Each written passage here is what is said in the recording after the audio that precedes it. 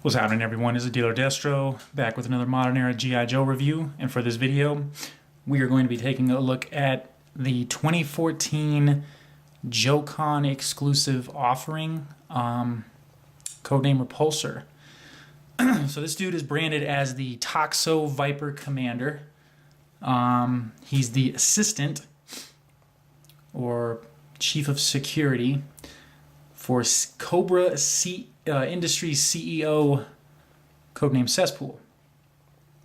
So it's very interesting that they introduced this character. I'm pretty sure this is a new character that the club came up with.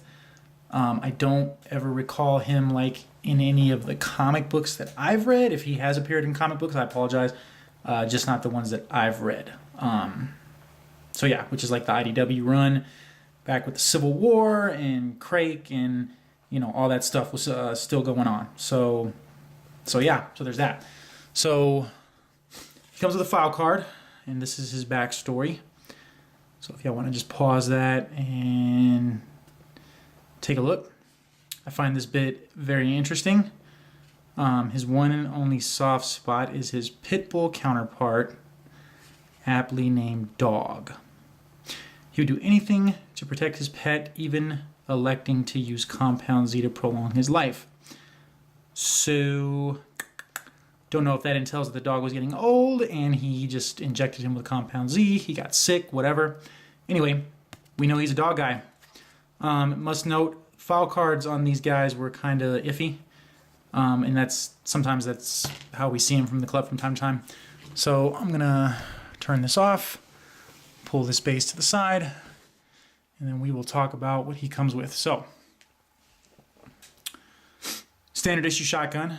We've seen it issue time and time again with Flint and Flint.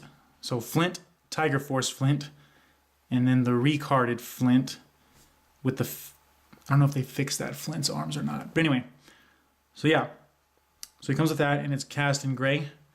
And as usual, for what we would expect, great detail, great attention to detail. Just really wish that since this was a club offering, maybe... I wouldn't have been mad if this would have been black and then this would have had like the brown finish on it, but whatever, neither here nor there. He comes with an accessory we should probably be familiar with if we've been in the run since Pursuit of Cobra. I want to say this is a rehash of the Arctic Destro gun, and I'm not sure, this might be... I know this was reused, but the figure that it was reused for escapes me at the moment, so I apologize for that. But anyway, so what we have here is a backpack, and this is assumed to be Compound Z. We got some nice silver trim along the metal here, and this is it's done fairly clean, So all in all, I'll say I like this backpack. It's pretty good, pretty cool for what it is, even though it is a reuse of parts. And I know this is a reuse of parts because, again, this has incorporated the water squirt spray gimmick, whatever, that the Arctic Destro had. And then it comes with the flex tube that we're accustomed to seeing for accessories such as this one. And then, interestingly enough, he comes with this guy, Dog. And, sorry, this is not included. I have him displayed like that, just kind of holding a canister of Compound Z because I think it looks cool. However, should be noted that for an accessory, this one is done very well. I love the attention to detail. I like that the bones show through in certain places. I like that he has like fleshy tissue exposed, and I get it, like they couldn't have gone like bloody per se. So yeah, and then he has what appear to be like Compound Z boils just kind of bubbling up all over. He's got this weird kind of eye thing going on with where this is about to pop out of his head, and this one looks more recessed. Teeth are painted, tongue is painted in the mouth. And I want to say this is a brand new sculpt. Like, this is not a rehash of any previous like pet companion with a previous release that I know of. So kudos to them for that. So I'm setting that off to the side. Should be noted, and I got to get better about this, comes with a 2-pegged Cobra stand and his name. And then comes with a helmet. And this is supposed to be like an homage to the Sludge Viper. I'm pretty sure that's what they were going for here, for his uniform. And all this is really is a reused Zombie Viper helmet with the translucent red on there and done in yellow. And I know it's a Zombie Viper because there's the 3 pegs for the Compound Z canisters. So there's that. And then looking at this guy, apologize, I gotta move his accessories out from in front of me here. So I don't know why my camera doesn't like that. I'm gonna zoom out and zoom back in. All right. So that's what he looks like. And this is a complete reuse of parts here. Nothing really new on this figure. So we've got the Red Star head, Techno Viper vest. I want to say Techno Viper arms as well.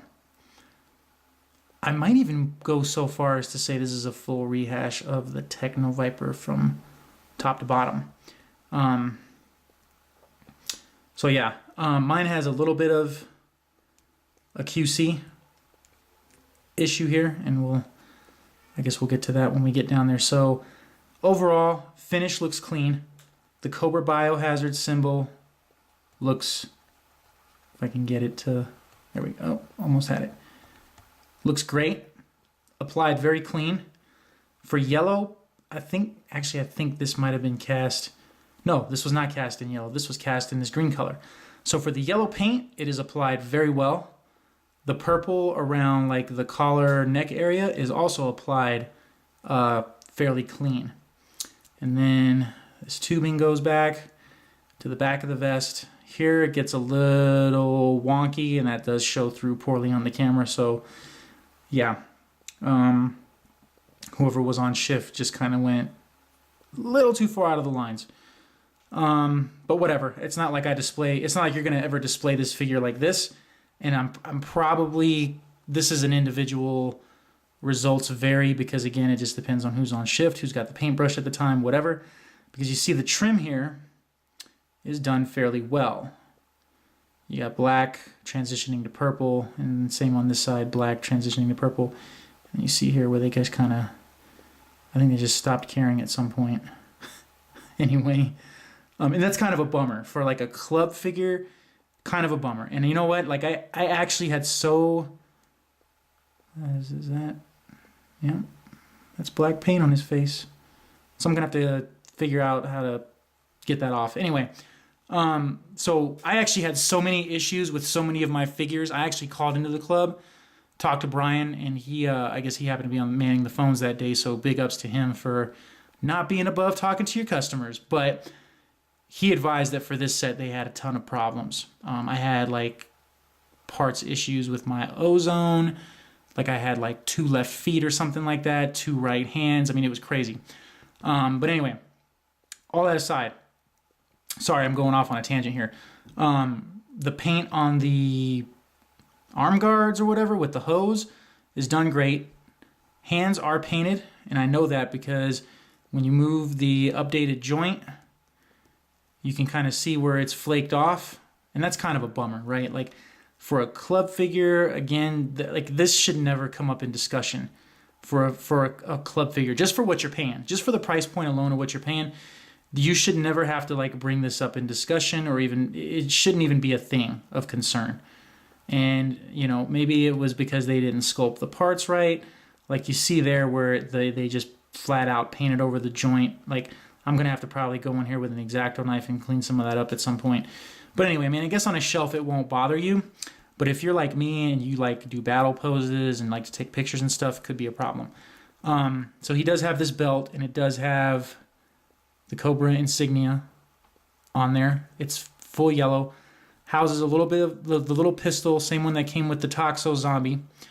So moving down. So as I mentioned earlier, legs are kind of a problem on this guy. Like it is just, it's kind of just, it's a little crazy.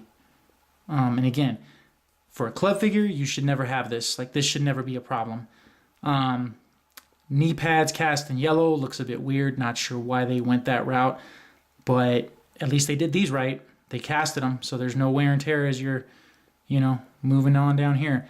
And just looking around the joint here, I'm not sure if this was cast in purple, like this bottom whole piece was cast in purple and this was painted, or if this was painted. Like, it's really hard to tell. Actually, I'm seeing some bleed through, so I'm going to assume these lower legs were cast in purple and then the green painted, because you can kind of see how it doesn't match. I'm not sure how well that's showing through on camera, but through the camera, like through the screen that I'm looking at, it does look a bit off. But whatever. So that's the figure from head to toe. And as far as like articulation goes, pretty good. I mean, that's up with the shoulders. You get the full 360-degree rotation. I'm going to just zoom out for a second here. I apologize. So you get the full 360-degree rotation. The elbow joints, pretty solid. They full bend on that. Not impressively enough, not impeded by this bulky sculpting here. And then we've already covered the articulated point, the points of articulation and the updated hand articulation that's on here, which, I mean, it's good that they included it. It's just like, man, I wish I just would have done it right. Like with this, like these should have been cast in the same color as these, but whatever, neither here nor there. Will he sit in a vehicle? No, he won't. And I think it's just because of like, you see how this leg, the top of this leg is like protruding out. It's almost like they did an upper leg swap on this guy. I don't know. Like, I don't know. I'm going to go back and look at my Techno Vipers, because I don't think that's a problem with those guys. And I know I'm speculating that he's a Techno Viper rehash, but you see what I'm dealing with here, right? Like this should never really be a problem with a club figure, unfortunately. So he does incorporate the awesome double knee joint, and because of the sculpt, this thing just tends to flare out on like a lot of figures that I've looked at. For the ankle, you get the left to right, up and down. Same thing on this side. So yeah. So that is him in a nutshell. And I'm going to go ahead and get him geared up, and then we'll do a side-by-side comparison with the vintage figure that he's supposed to pay homage to.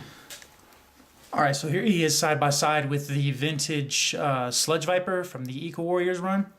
And you can see there's some similarities.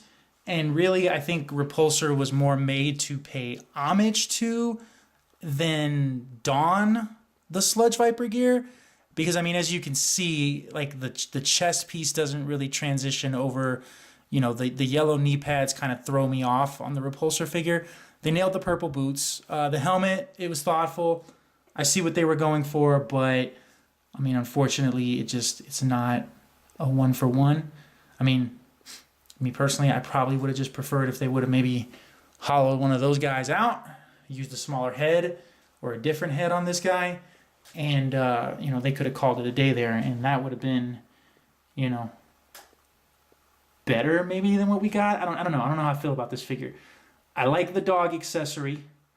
I like his vest. But I mean, the weird stuff going on with like the paint and the joints, and the hand joints in particular, I don't know. Like, if you're looking at this figure or you've been thinking about this figure, at this point in the game, you're gonna pay secondary market prices, or you might be able to work out a trade with someone on the boards if they happen to have this listed. I guess both of which are timing things. Do I recommend this figure?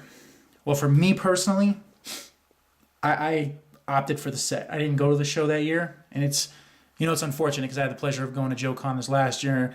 You know, hung out with the OG 13 crew, and it was love. It was a good time. You know, it was a lot of love.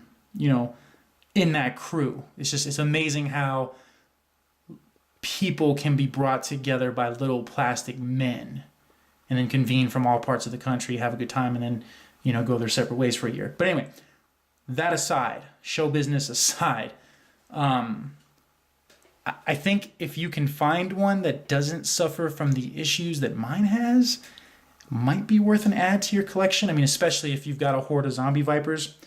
I mean, he goes great with those figures. He looks great with those figures. And, I mean, all in all, I'm a fan of what they were trying to do with this entire set. I'm a fan of the concept. Execution-wise, there may be some areas of opportunity. And as we, you know, crank out more videos, I intend to do that full set. I intend to do this last year's full set, the 2015 set. I don't have the 2015 set, sorry, but the 2013 set. And then I think I have the 2012 set. I'll have to go back and look. But anyway, that's my final thoughts on this guy. So, I mean, if you can catch him at, hovering around 20, 25 bucks, probably pick him up. I have no idea what his secondary market price goes for, so check eBay on that. Or if you're just, patrolling the boards one day and you happen to see someone listed him, and maybe they have a couple, I don't know, a few Crimson Guards or a mix of true builders. Maybe he might be worth picking up if you got a huge reserve stash on hand. So that's my final thoughts on this guy. So again, I really appreciate you guys tuning into the videos. I hope you like what you're seeing. If you do, please go ahead and subscribe, because like I said, there's tons more videos coming down. So until then, hope you guys take care and catch y'all on the flip side.